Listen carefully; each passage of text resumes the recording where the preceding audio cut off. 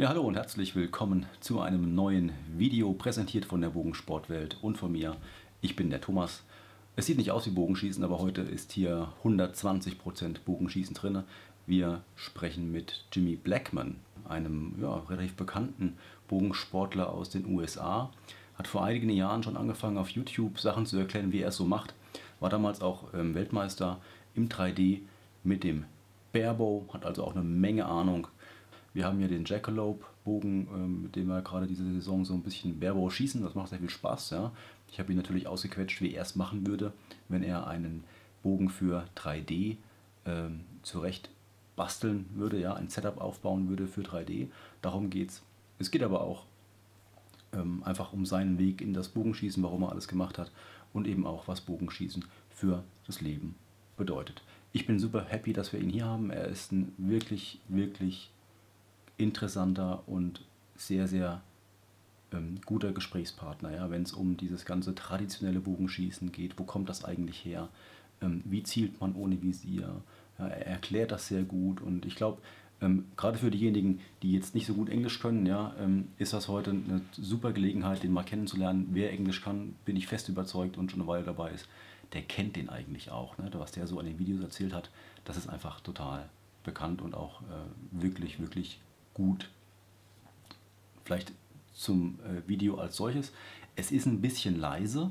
Ja? Das liegt an der Verbindung. Wir mussten das natürlich über Internet übertragen und dann mit dem Rechner aufnehmen. Ja, das ist allgemein nicht ganz so laut. Das heißt, müssen wir mal ein bisschen lauter drehen. Aber das sollte gehen. Und da wünsche ich euch jetzt schon mal viel Spaß beim Zuschauen. Film ab.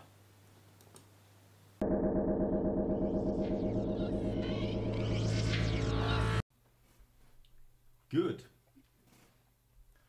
Hello, we are here with Jimmy Blackmore, an archer from the United States. And you are not only an archer, you are an accomplished commander of the armed forces, and you served in Afghanistan. You wrote some books about your experience of leading troops, and now you work as a speaker on leadership. Yeah. And maybe you can tell us some things about yourself and your way into the archery. Yeah.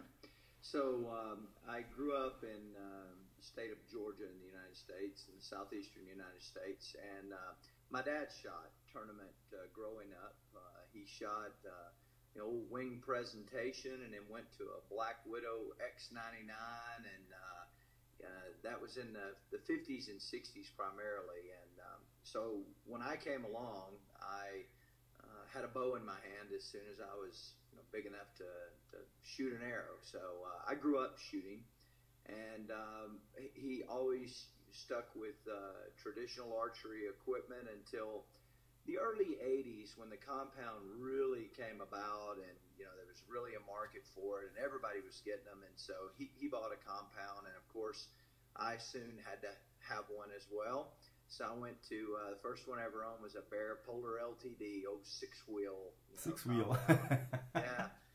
And so from I guess around 82 or 83, I shot compounds until all the way through high school and college, and then when I went into the Army, and I joined the Army. I was a Mill Village kid. My dad worked in the cotton mill, and so for me, the Army was a way out. It was an opportunity. The Army ended up paying for college for me. I was enlisted for a while, and then I got a commission in the Army and spent 30 years in the military. But I'd gone to Iraq, and for the invasion of Iraq, I was there that first year. I came back, and my brother-in-law and I were discussing buying some property out in Colorado in the Rocky Mountains where we might retire one day. There was a ranch for sale. So we flew out to see this ranch that was being subdivided in just west of Colorado Springs, Colorado. And while we were there, we went into a trader's shop, a guy who traps and skins animals and sells their pelts, and talked to him about the property. And then I saw these self mows And you know what I mean by self bow? I mean a guy named Ed Scott in Grants, New Mexico, made them, and they were, you know, he had made those bows from a stave that he cut, and very primitive. And I really thought that was just the coolest thing in the world. And I kept messing around with one for a little while. I was in this shop, and really for me, I was hunting primarily then. I was not competing. I had shot competitively with the recurve up until the 80s when I went to the compound. When I went to the compound, I shot a few tournaments. 3D was just starting then. That was becoming, in fact, I shot 2D with these old foam targets they had for a long time. And then I kind of stopped. I just hunted whitetail deer and stuff, and so it had gotten to where it was relatively easy. You know, you didn't have to practice that much. You could tune your bow and put some sights on it with a release out to 30, 40 yards. I could kill a deer like that. I mean, it was pretty easy. And I holding this self bow, I thought, you know, that is. That would be a challenge. You really have to hunt. You really have to do it. And I thought, how cool would it be to kill a deer, you know, with a self bow? Okay. But I flew back to Tennessee. I didn't buy it. I flew back to Tennessee, and it was on my mind the whole way. And so when I got home, I called this guy and I said, "Hey, send me that bow." I gave him a credit card number. He shipped it to me the next day with a dozen of arrows. I got it. That was July. I practiced with it from July until our deer season opened, the third week of September. The first day of deer season, I went in the woods, sat down, and about an 85-pound doe walked down to my tree. I shot her, killed her, and I was hooked. I was like, never a compound again. I'm going traditional. So it really, for me, it began. Then it was, okay, how do I learn to make one myself? I want to make the bow. I want to make the arrows. I want to do everything myself and harvest a deer. So I read the Bowyer's Bible, all the volumes, you know, and I made this horrible bow that was like a 2x4 with a string tied to it. It was overbuilt. It was terribly done. And finally I ran into some folks that were really good bowyers that knew how to make bows, and they taught me primarily at Twin Oaks Archery, which is known all over the world, the Tennessee Classic, one of the largest big rendezvous of primitive archery in the world. We have a lot of Germans come over for that, a lot of Brits. Okay. I got better and better, and I started making these until that next season I made a bow out of hackberry, and I killed 6 deer with it that season. And so we process the deer, we eat it all, we live on venison all year, you know, my family. So anyway, I then started saying, well, I want to shoot more and more accurate. How do I get better? And it was interesting because you use the word traditional in Europe, and you have this vision of what it is, and we have this idea of traditional archery. And so if you didn't live through from when archery was nothing but recurves and longbows, and freestyle limited the Olympic class, of course, until the advent of the compound and then this resurgence to primitive or traditional archery as it became known, then you really don't have a full understanding. So I'll take just a second to say, before the compound came along in the 1970s, there was just archery. Everything was archery. And then we got these compounds, and really, other than the freestylers, most of the guys shooting the recurves and longbows kind of went to the compounds. Okay. Well, in the early 90s, there was this resurgence of archery back to recurves, longbows, and self-bows. And they had to differentiate it from the compound world at that time, which was booming, by the way. And so this term traditional archery came about. Okay. Going back to our roots, going back to the traditional way of shooting bow and arrow. And so it created this class divide. And really it was us and them, and it was unhealthy. There were a lot of, you know, the compound guys rolled their eyes at the traditional guys, and the traditional guys made jokes about the compound guys. But really what happened in the traditional community that's very interesting was many people went to traditional archery, and that's how they defined who they were. So it wasn't just a bow they shot. It was a way of life. It was how they dressed. It was how they held the bow. And you started, you know, you saw these guys in wool and plaid, and they're shooting these stick bows with a hat on and kicked up, and they're canting the bow way over and bending down, you know, and so it became a way of life. So when I came back into traditional archery, then there were a lot of those folks around, and when I went in and said, "Hey, I want to shoot as accurate as possible. How do I aim this bow? How do I really become effective with it? Because at the end of the day, the goal of archery is to hit what you're aiming at. I don't care how you aim it. I don't care what's going on behind it. We want to hit what we're aiming at." And so I started asking people, and that were successful, that were hitting very well, and no one would share anything. No one would tell me how they were aiming, because if you said you were gap shooting, that you were using point of aim, that you were doing any of those things, even if you shot 3 under versus split finger, they would absolutely chastise you, because that's not traditional. Exactly, yeah. And it was toxic. It was terrible for the sport. And this hasn't gone, by the way. I'm getting to all of my YouTube videos and why I did it, but just yesterday, I received a comment on YouTube from one of my videos that said, "No offense, but it just kills me when I see somebody holding a traditional bow upright and shooting 3 under." I'm like, really, all I know is the arrow went where it was supposed to. So anyway,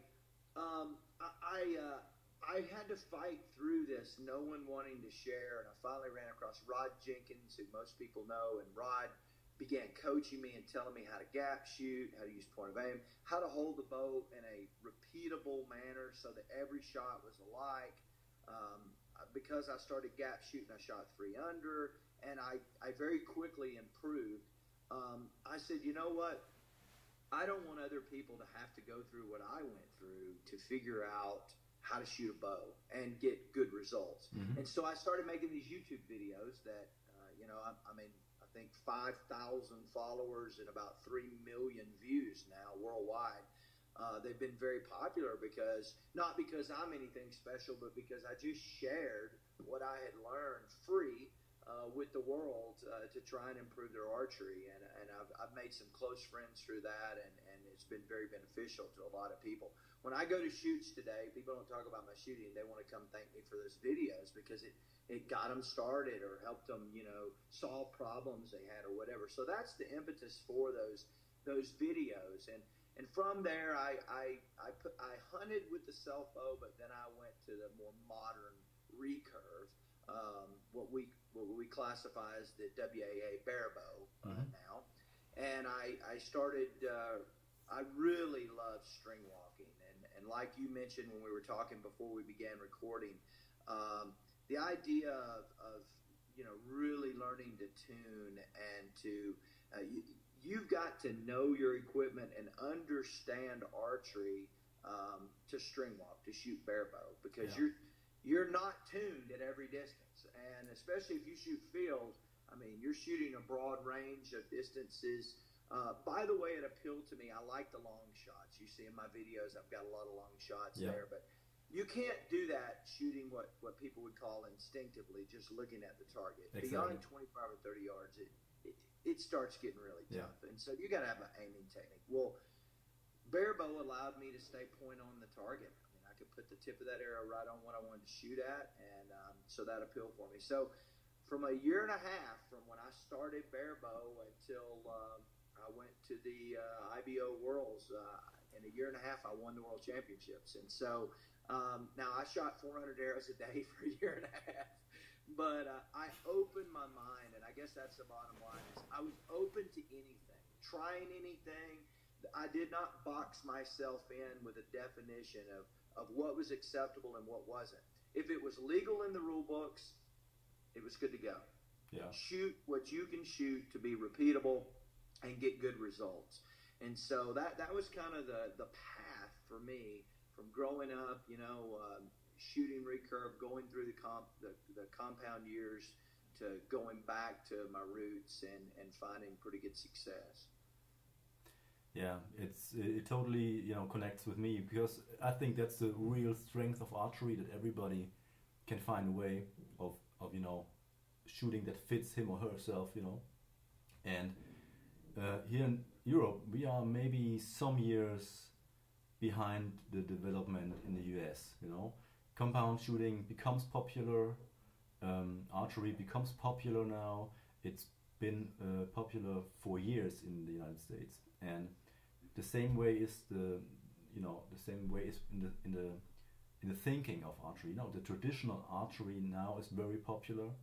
I think it's a very good start for a good start in archery. If you want to just have fun, shoot some arrows with a bow, then it's really cool to shoot like split fingers, and you mainly have a setup that you like, okay? But if you want to get started in the tournament archery, in Europe we only have tournament archery. We don't hunt with a bow, and if you really want to learn about archery, what is the dynamics of an arrow, how does a bow work, what is tuning, what can I reach, where is my personal potential best shooting, then you have to commit yourself on working on the equipment and on techniques and aiming techniques and all that.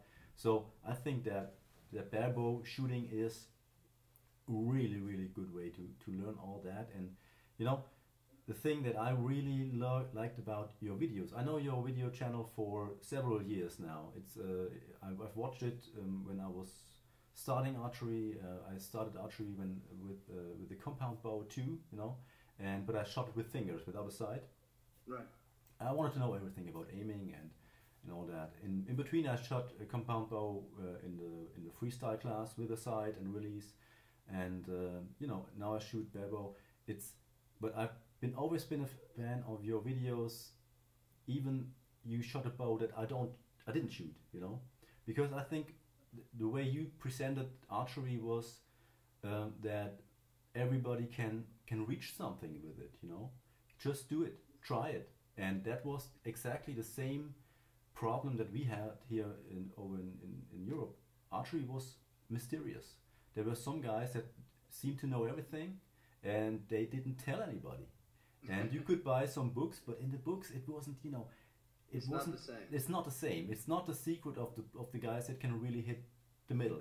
It's just the more.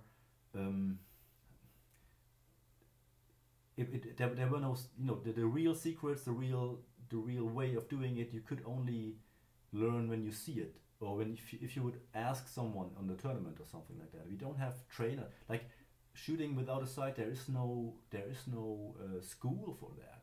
You had to go to the people, or then when YouTube all that internet thing came over, then we could watch people like you, and for me, it's been really inspiring to see you making things easy for people. That is something that I think when I look back on when I started YouTube, that's what I wanted to. I didn't have like plans on making money or making it for success or followers or clicks or something. I just wanted to help those guys that are starting now. Because when I started, it was really hard. It was really hard, even though the information was somewhere, but you couldn't have it, Yeah. So it's interesting. I had made several videos. I'd been making videos for 3 or 4 years when I decided. I don't know if I'd made the false assumption that the basics were there or not, but I went back and made this video. Like beginner's guide to archery or something, and all I talked about was the types of bows, the parts of the bows, just the basic stuff, the types of arrows from carbon, wood to aluminum, and I just really the fundamentals. That video was instantly more popular than anything. Yeah. And what I realized was there was just people out there that really liked archery, wanted to get into it, but they needed just ground zero, just base knowledge, and so then it made me to take pause and say, here I am, trying to help people understand how to cut distance based on the angle from a tree stand, which is pretty complicated. Whoa. Yeah. I just need to talk about finger stalls versus a tab. Yeah. I mean, little simple stuff. But I want to go back to something you said. Now, it's interesting in the barebow, you said in archery that we in the States are a little bit ahead of you, but But in the barebow, we really modeled ourselves after Europeans.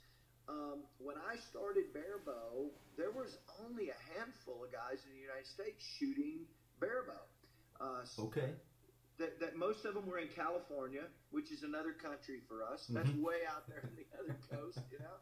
And Mark Applegate, Ty Pelfrey, Scott Anzac, and that was about it.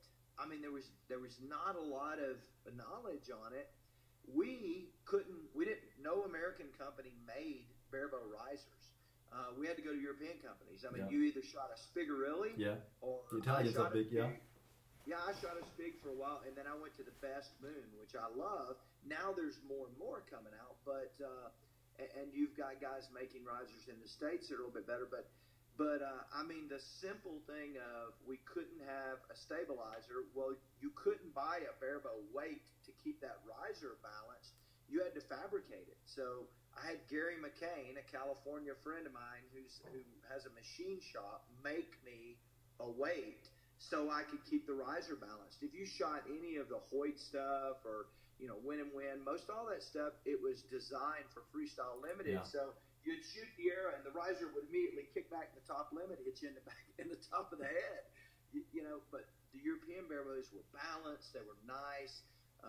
We were watching folks like Giuseppe Simandi in Italy shoot, and over a couple of years and some videos, people started opening up. And then we got kids. You got to remember, the majority of the folks that I influenced grew up shooting compounds and then went to traditional. Very few had shot barebow recurve, went through the compound, and then went traditional. But now you've got young kids coming out, totally open minds. They're not influenced by that traditional era, and they're very open to barebow. So it's really picking up in the States for us now. Yeah. It's I think you have several trends in archery, and compound shooting is interesting. Traditional way of shooting, longbow shooting is interesting, and I think that the diversity is something that makes our sport just unbeatable. We'll be you can do it when you're 3 years old. You can do it when you're 90 years old. It's a chance. But you have to understand. I think I would like to have people understand that it's not about limiting yourself to a certain way of shooting. Traditional way is the only way, or something like that. It's a lot more fun when you hit what you're aiming at. That's it. And so finding a way that helps you be consistent with every shot so that you hit what you're aiming at more makes it more enjoyable. Yeah.